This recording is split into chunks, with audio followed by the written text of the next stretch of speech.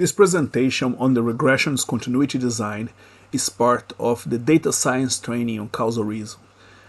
I am Walter Leite from University of Florida. In these slides, I will show you how regression's continuity design can be used to estimate the effects of treatments.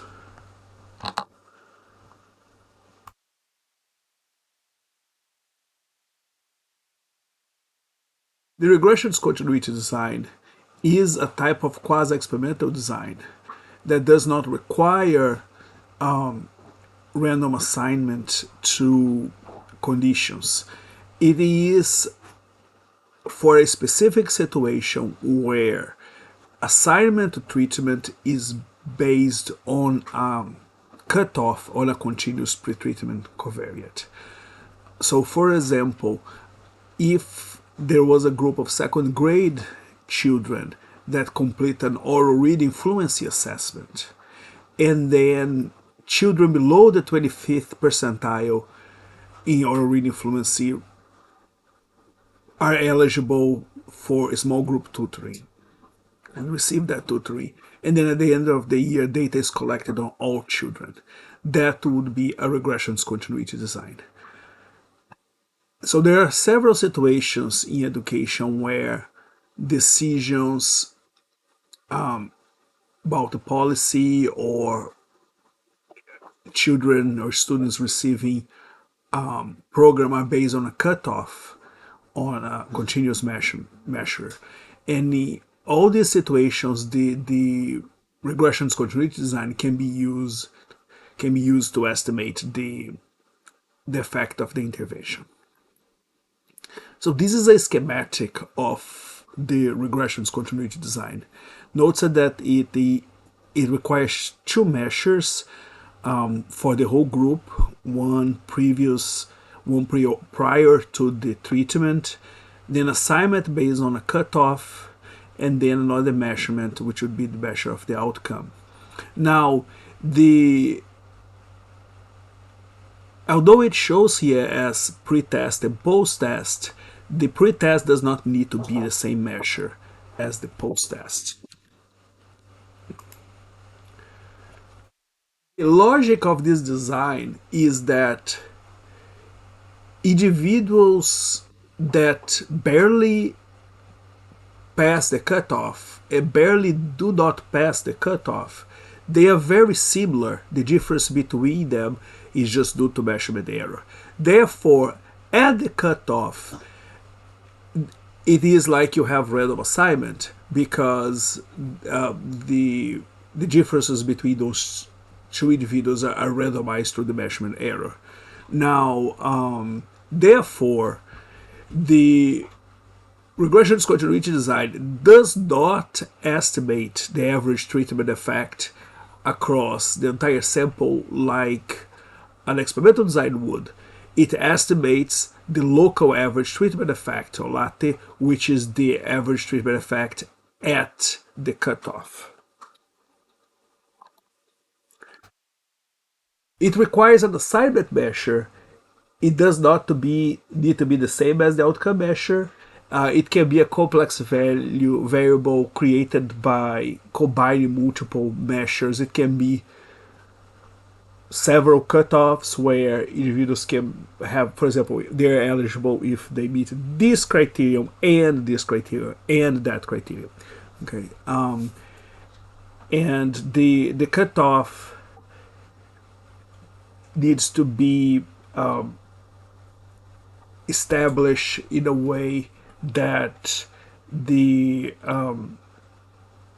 it doesn't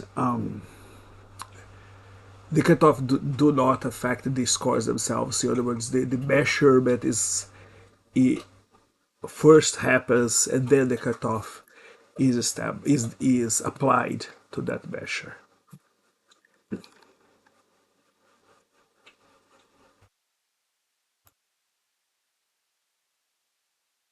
So the regression's continuity design has several practical advantages. One is if a researcher is offering intervention, the researcher can offer the intervention to individuals that need it the most, versus the experimental design where the control group and the treatment group will both have similar proportions of individuals that really need the treatment and that don't need the treatment as much, right? So the regression discontinuity design has that advantage that you are focusing on giving the treatment to those that need it the most. So it's very ethically attractive. Now, it's also interesting because if you were evaluating a policy like a state policy, you can use decisions that are already made by policymakers that result in a regression discontinuity design. So, for example, in the state of Florida, decisions about who need which early childhood centers, which teachers in early childhood centers must receive certain professional development activities are based on testing mandated by the Florida Department of Education, and there is a cutoff that determines who needs which teachers need additional professional development and which is don't. So if you obtain secondary data, you can evaluate the effectiveness of that particular policy of mandating professional development to teachers that do not meet a certain cutoff. So this is, in the absence of treatment, this is what would look like. There is a clear continuity between children below the cutoff and children above the cutoff in the relationship between assignment measurement and post-test score. Now, after treatment, you would expect a discontinuity. So here, this is an example where once the treatment is received, the children in the treatment group score lower. Like, so for example, let's say it's a measure of inattentive behavior, right, which you would want the children to score lower, and that happens after the intervention, and it generates a discontinuity, which is the treatment effect. So in terms of internal validity, which is the ability to make a causal statement about the intervention, the regression discontinuity design is as strong as randomized experiments because it controls for selection bias. That is no possibility of omitting the confounder, given that the assignment at the cutoff is similar to random because it's due to measurement error. Now, the threat to internal validity here would be something that happens at the cutoff that would jeopardize the inference about that discontinuity. So, for example, if there is attrition around the cutoff, that could be a threat of validity. The disadvantage of the regression discontinuity design is that it doesn't have as much power as an experimental design. Actually, that is the power with an experimental design is much larger.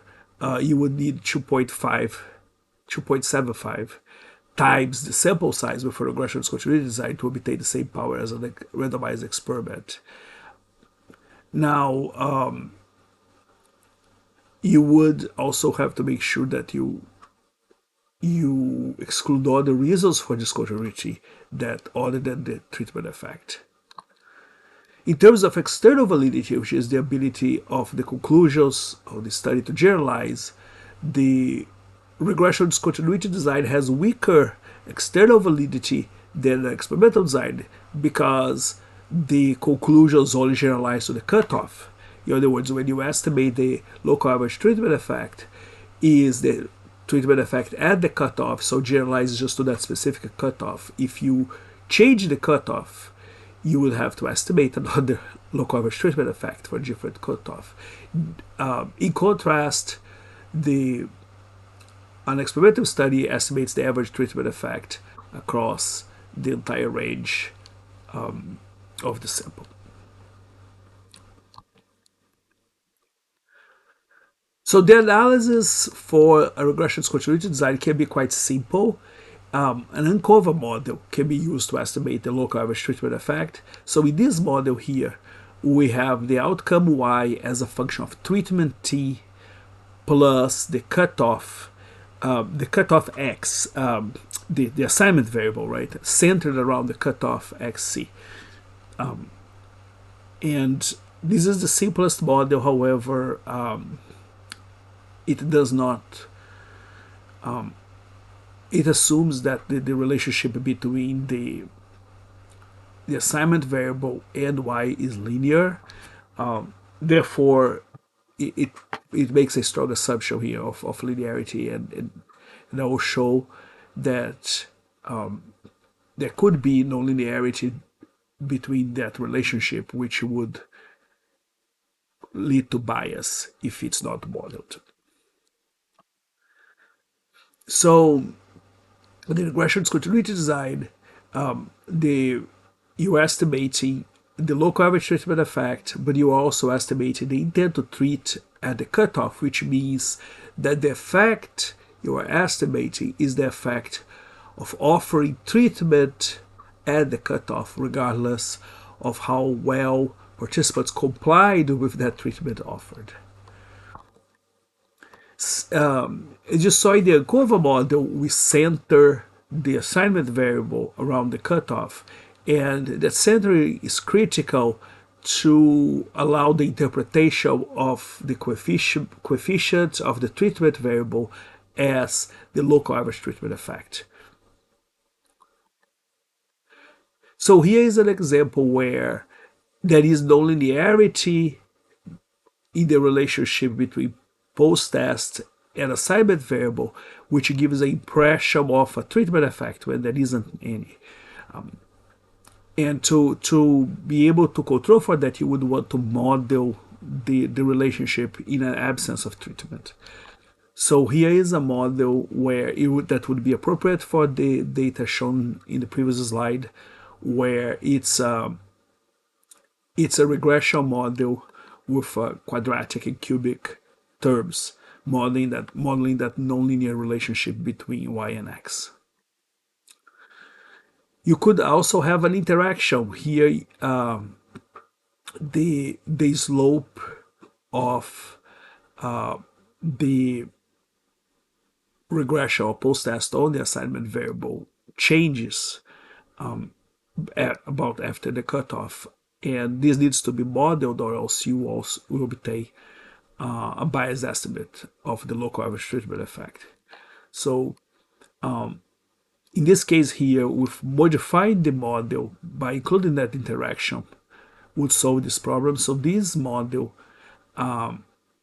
is expanding on the ANCOVA model, where we also add the product of treatment and the assignment variable to capture that interaction term. Now, one thing to keep in mind with the regression discontinuity design is that it assumes that the relationship between y and the outcome and the assignment variable x, in the absence of treatment, is modeled correctly. If you model it correctly, you obtain an unbiased estimate of the local average treatment effect. If the model is underspecified, so it doesn't have the correct terms, it doesn't include nonlinear relationships or interactions, you get a biased estimate. However, if it's overspecified,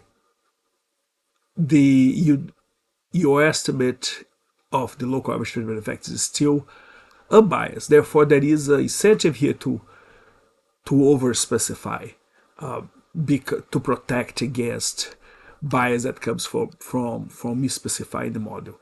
So this would be a more typical parametric model for regression discontinuity design. Note that this model has interaction terms, and it also has quadratic and cubic terms and interactions involving the quadratic and cubic terms. So it could be overspecified, but it will protect against misspecification, and you could do backward selection by eliminating non-significant terms after it's fit to the data. It's also possible to use local linear regression to estimate the local average treatment effect.